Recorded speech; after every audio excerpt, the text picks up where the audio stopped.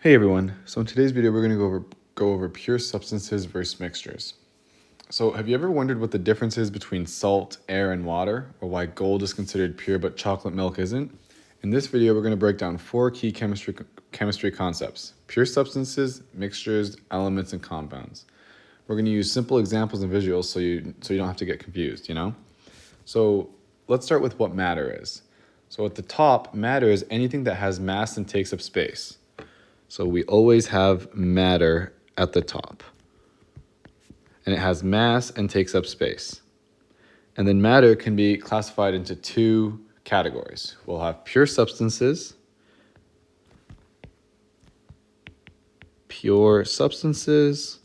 and then we have mixtures. Now, pure substances, an example of these could be like gold or distilled water. A pure substance is made of only one kind of particle. It has consistent properties throughout, no matter where you sample it. There are two types of pure substances: elements and compounds. So pure substances are broken down into elements and compounds.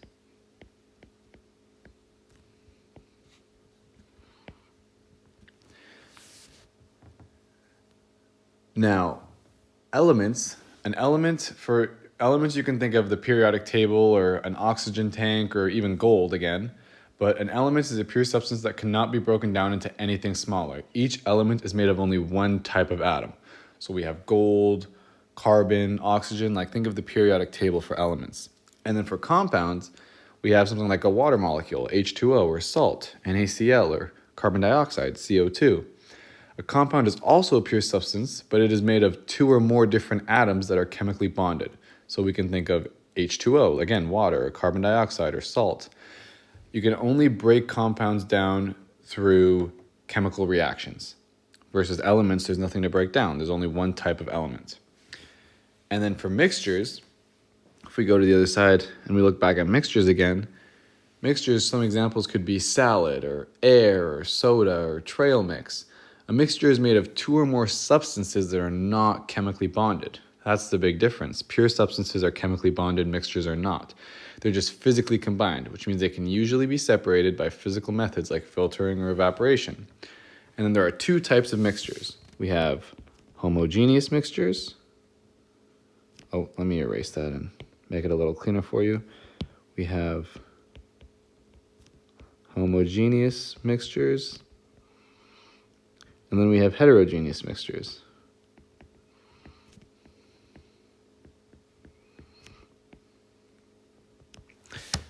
And then homogeneous mixtures, something we could have, say, salt water or air.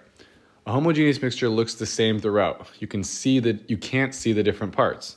So if you look at the ocean, it all looks the same, even though it's salty water. That would be a homogeneous mixture. And then for heterogeneous mixtures, we have salad or cereal or muddy water. A heterogeneous mixture has visible different parts. You can see the different substances mixed together. So like oil and water would be a heterogeneous mixture.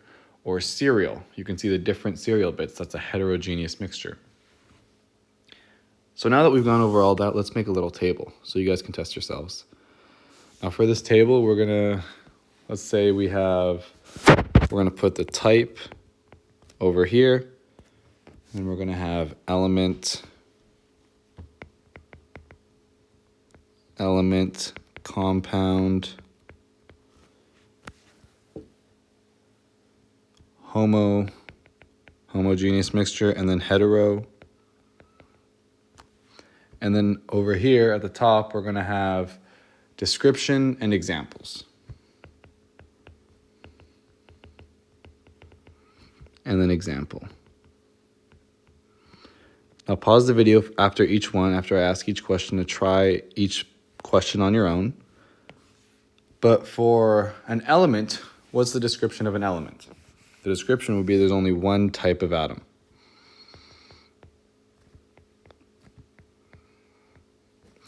Now for this, we can think of the elements on the periodic table. So we have gold and oxygen. Just an example, let's say gold. Could be any elements. And then for compound, what would the description be? It would be that they're chemically bonded together, or chemically bonded atoms.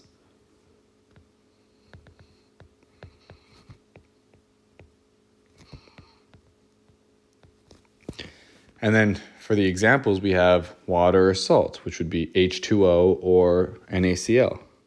Let's just say water. H2O. And then we have a homogeneous mixture. So what's the description? Uniform, or we can say it all looks the same. All looks the same. And for our example, we could have the air.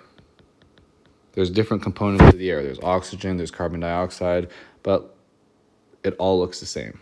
Or we can do salt water. If you look at the ocean, you can't see the different parts of the water. You can't see the salt in the water.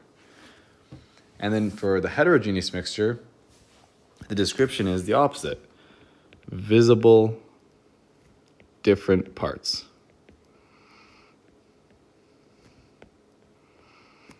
And then for the example, we can go salad or cereal. Salad or, in fact, instead of cereal, let's go oil and water. You see the different layers. You see the oil layer and the water layer. So next time you look at something, you can ask yourself if it's a pure substance or a mixture, and you'll know now. I hope you found this helpful. Thank you.